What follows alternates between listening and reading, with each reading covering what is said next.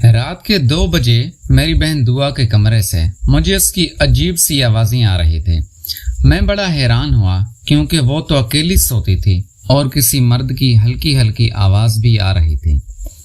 میں سمجھ گیا کہ اندر کیا چل رہا تھا۔ پہلے تو میں نے کسی سوراخ سے اندر دیکھنے کی کوشش کی کہ کون ہے جو میری بہن پہ لگا ہوا ہے، اور وہ بھی اتنے زوردار طریقے سے کہ باہر تک آوازیں آ رہی تھی، اور پھر میں اس میں ناکام رہا۔ پھر میں نے ایک دم دروازہ کھول کے اندر چلا گیا۔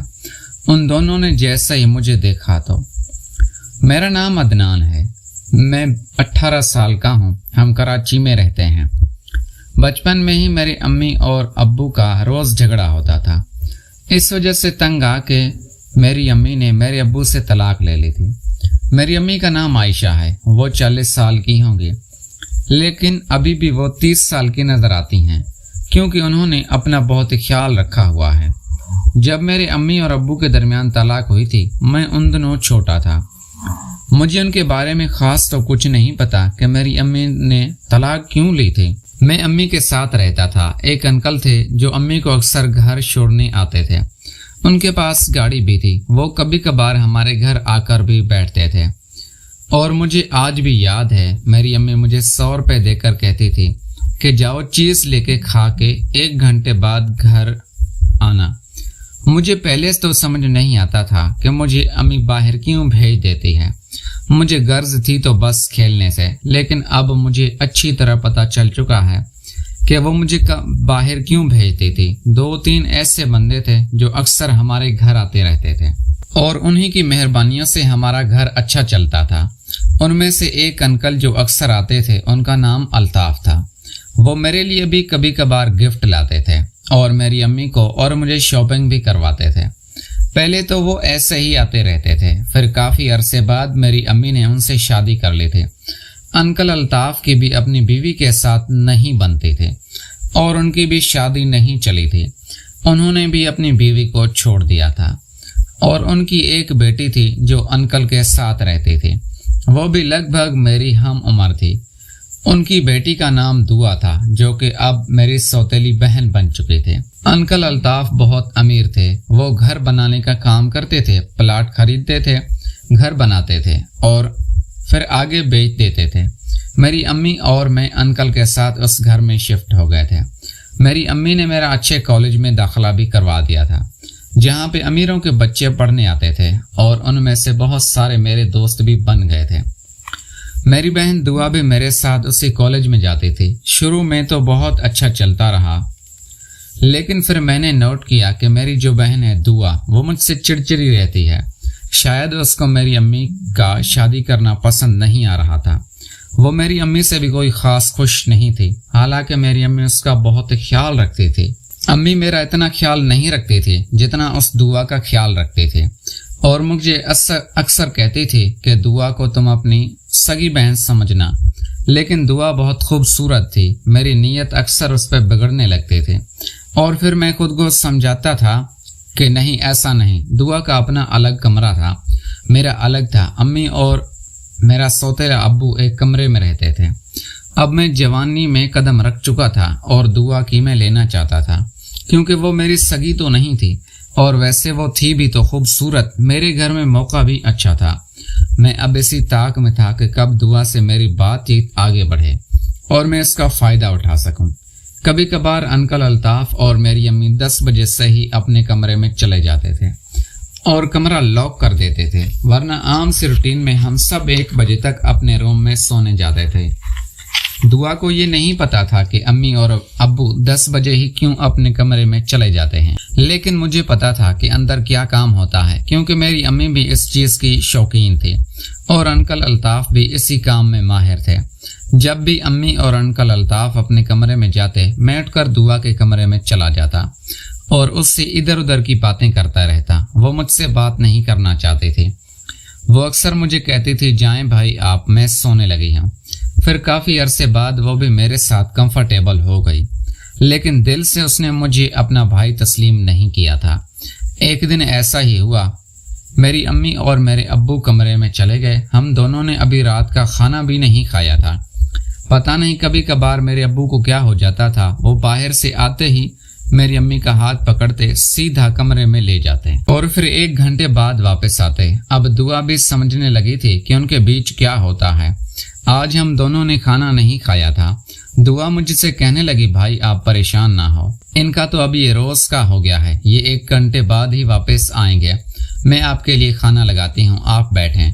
मैं हैरान हुआ कि दुआ तो मुझसे ठीक मुंह से बात भी नहीं करती थी और आज मुझसे ये खाना पूछ रही है। मुझे तो पता चल गया कि जरूर इसका कोई काम होगा मेरे पास। फिर हुआ भी वही।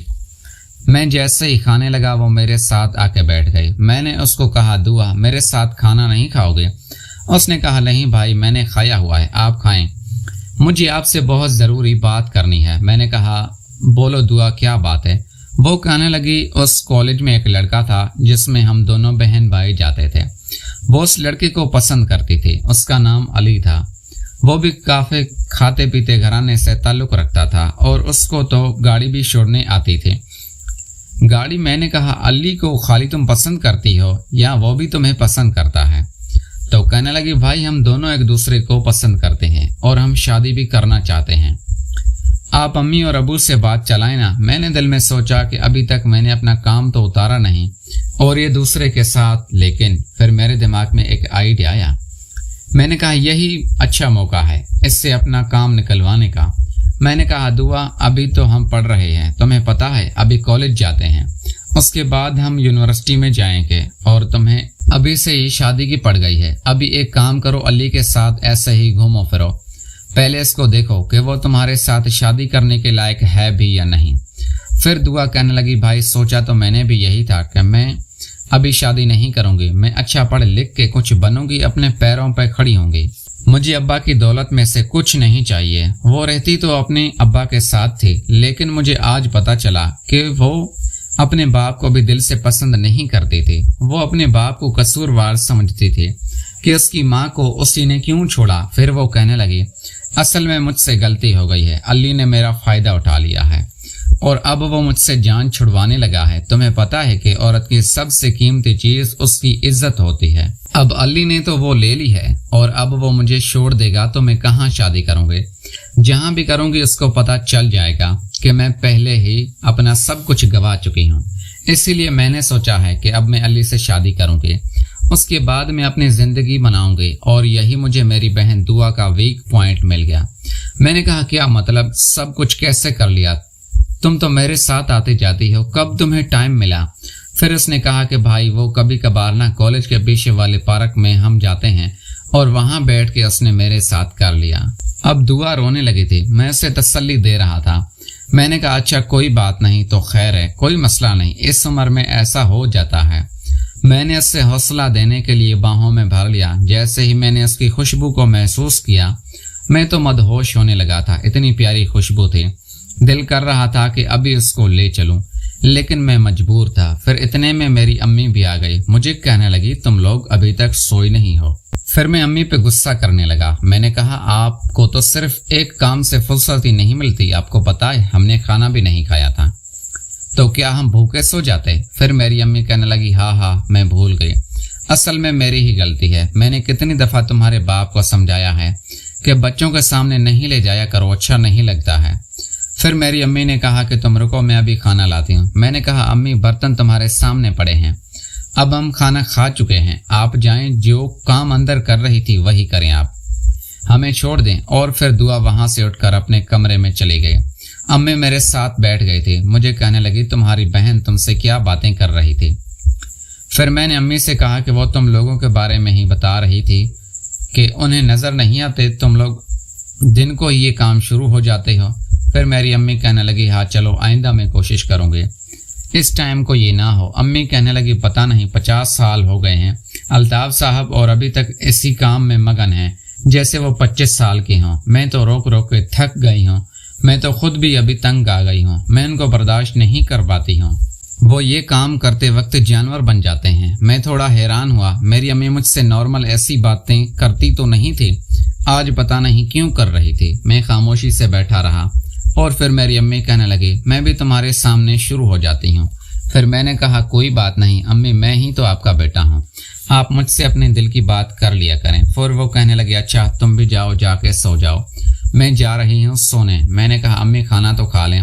پھر وہ کہنے لگی نہیں بس چھوڑو،